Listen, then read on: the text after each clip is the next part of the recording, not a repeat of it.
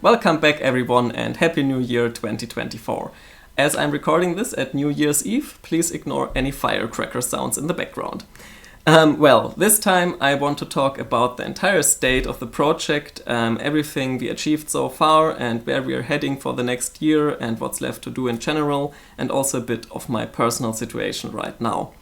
So let's start with some numbers. Right now 25 minutes and 34 seconds of the movie are animated, which amounts to 82% of the project.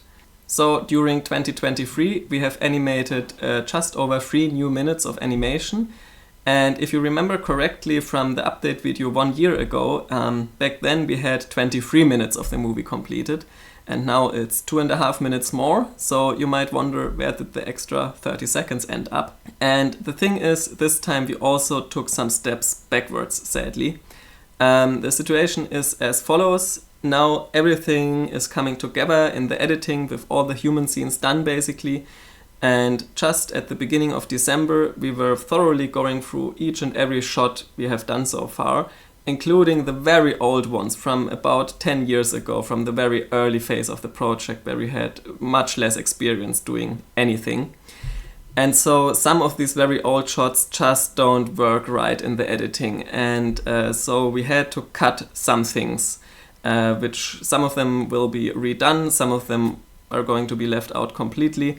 But the thing is, we basically deleted 30 seconds from the storyboard. So I'm really not a big fan of this either. I think I should only continue forward and use everything I've done so far. But now in the editing, some things just don't feel right, and everything we cut will of course not be deleted. It will end up in some extras.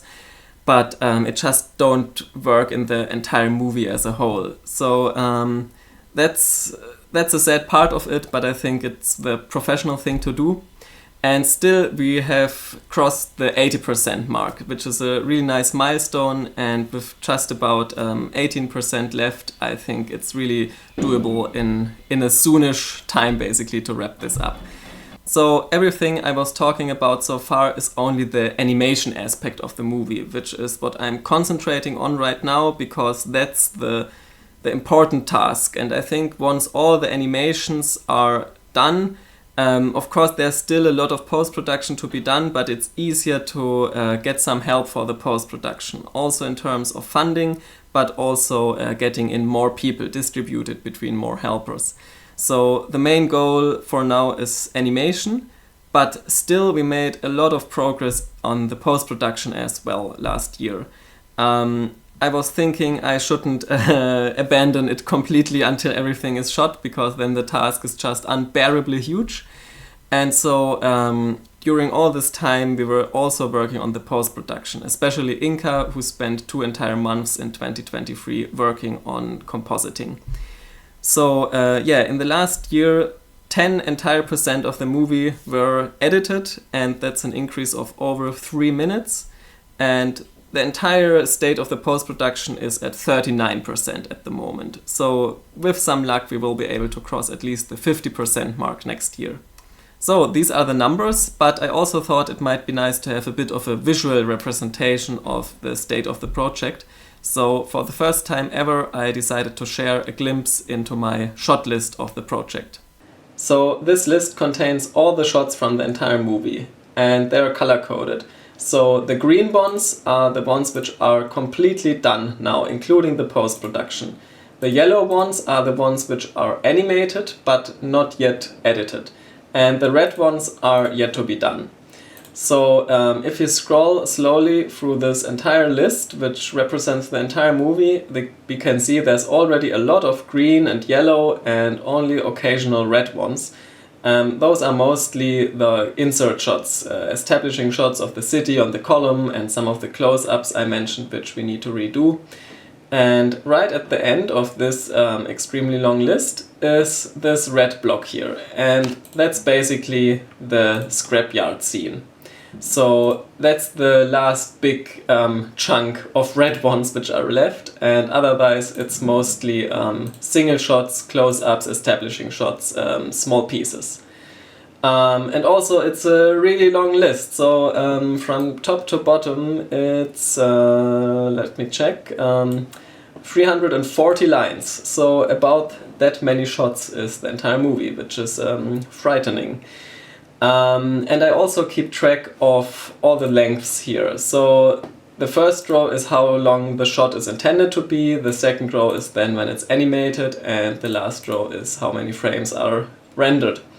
And so at the end I can sum up everything, and I know that's how long the entire movie will be, that's how much we already shot, and that's how much post-production is already done, and how much is left to do. So that's really helpful to see like this, and to have it automatically update when I change the numbers. I don't want to spoil anything regarding the contents of these scenes for now, but I also keep track of who did what here. So who did the animation, who did the post-production. The ones which are left empty are mostly what I did many years ago. But now if we look through this list, we can see a couple of familiar initials, like AR is everything Albert animated, and IH is everything Inca composited. And so these here are all office scenes which were animated by Albert and composited by Inca. There are some more I helped out apparently with a bit of post-production here and there. This entire block was animated by Mona, so that's the main boss office scene, but there are also a couple of shots scattered throughout the list. Some more main office with Albert and Inca. That's the courtroom scene, which I mostly did all by myself, and here we have some more Albert and Inca. And a bit of Mona here, those are the close-ups I've mentioned, and yeah, then this big block which is left to do.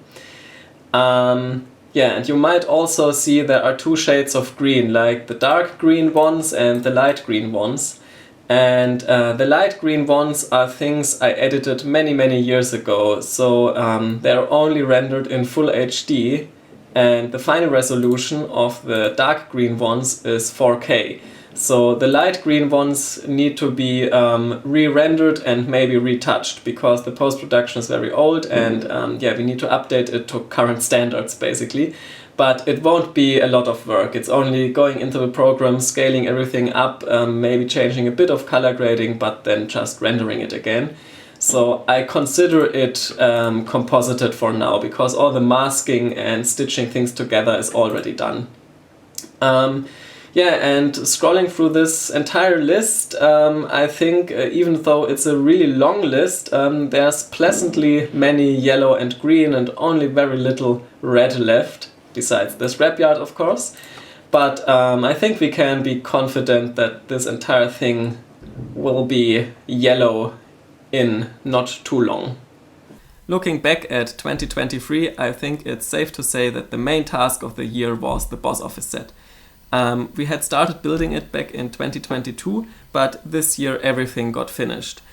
First, the set itself, including a lot of tiny props, which was quite a lot, and then the human boss puppet itself. And as it's the last of the large puppets I'm going to build for the movie, human puppets, we took the opportunity to try out a lot of things on this puppet. So it was the first puppet which had a breathing armature inside, and it was also the first time I worked with replacement pieces for mouth animations.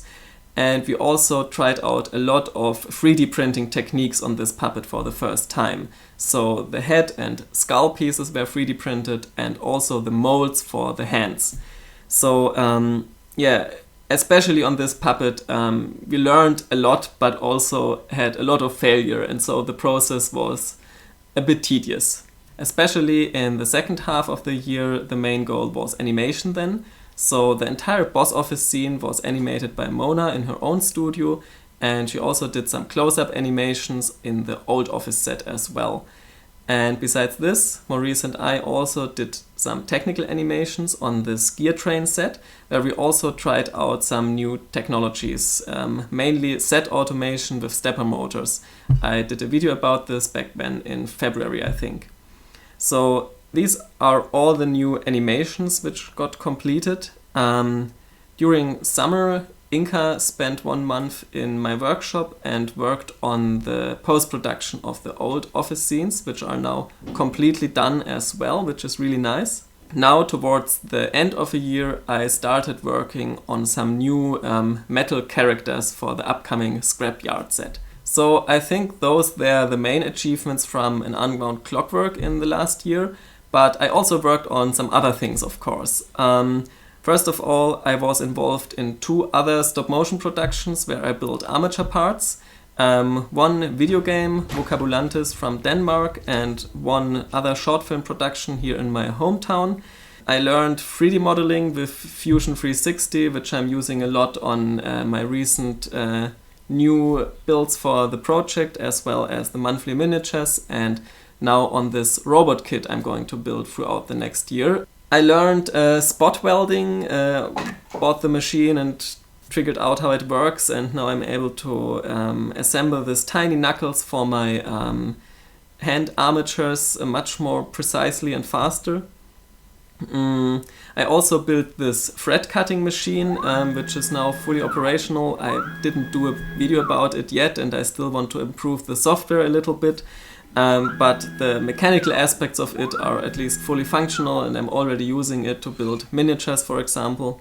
So that was a really nice challenge. And then I think I also published the only scientific work which I will ever do in my life. It's a deterministic exception handling implementation for C++. The published paper, there's also a link in the description down below. Probably not very interesting for most, but it's something I'm a bit proud of because it was quite a complex project as well. So now that I look back to the entire last year, I think I'm realizing that one of my goals might also have been to learn as much as possible and try out as much new techniques as possible. And I think this makes sense. Doing the things the way we did with the 3D printing and breathing and mouth replacements and set automation and everything might not have been the fastest way to get to the goal, but it was the way where we learned the most. So all these skills and techniques and experiences is very important to have a confident and rigid understanding of the stop motion technique and to be able to offer these skills to other productions as commissioned work. And so I'm pretty sure this is quite important for me or us as a team for the future as well. So having said that, the workflow will change a bit for the last remaining part of an Unwound Clockwork. During the last 1.5 years, basically since I started to produce these monthly videos, I had a very generous sponsor on top of the Patreon crowdfunding income. So I had quite a bit of resources to spend, and I used most of it to pay my helpers, which were involved with the project. This is Inka for the post-production, Maurice working on miniatures and the sets, Mona doing a lot of animations, as well as Albert back in 2022, Ulrich, who worked on the sculpting of the human puppets and the 3D modeling of all the faces, the 3D printing aspect, and also Liane, who did the sewing of the clothes of the humans. So I think I'm probably missing someone, but there are a lot of people involved in the team, and some of them will remain involved, of course, but to a lesser degree. And also I will have to do a bit more commissioned work, I guess, just to bring in some money. And getting some commissions and finding projects to work on will also need some resources, I'm afraid. But that doesn't need to be a bad thing necessarily, because now the last remaining scene, this scrapyard environment, is something more personal to me again, more personal than the human sets. And so it makes sense that it also becomes a bit more of a personal project again, and yeah, I will take the time it needs and finish it properly, because that's really the one thing which is most important on, I think, the entire movie for me. Also, this scrapyard will need to be done in a different manner than the past sets, because it will be very big And the last big set I did was the city model, and back then I had the opportunity to use a room at my father's place and just set up a big desk and start building it over many years. And I was just able to occupy an entire room with this set for like 2 or 3 years. And this will not be possible with the scrapyard because I don't really have a studio at the moment, and renting something would be really important, and using a room on my current flat would also be quite difficult to do for a longer amount of time. So this time I will focus on building all the tiny details first, like building every character, every prop, every single set piece which is needed first. And then when everything is basically ready, hopefully I will find a place where to set this up, and then in one big effort build the entire thing very quickly, animate all the scenes, and tear it down again, hopefully just in a couple of months. So for the upcoming months I will only work on small pieces which will be part of that set. And besides this, there are also some other things we will continue to work on. Maurice will also remain involved, and with him I will shoot this city on the stone column next. It's a model we built already a long time ago, but we never shot it yet. So there will be some camera movements just showing the model, mostly for establishing shots in the movie. But yeah, that's something we will need to do, and also change the model for different shots. So that's something which will also happen next year. And yeah, other than that, there will be some small insert shots, like the ones we deleted from the very old things which need to be redone in some manner, but those are very minor close-up things mostly. So yeah, the main focus is the scrapyard and the city model. Okay, so this was a lot of talking, and I think my concentration was all over the place, so sorry if it's not as well structured as usual. But I really hope it helps to get a better understanding of the entire project, of the state, how everything is, and what's left to do.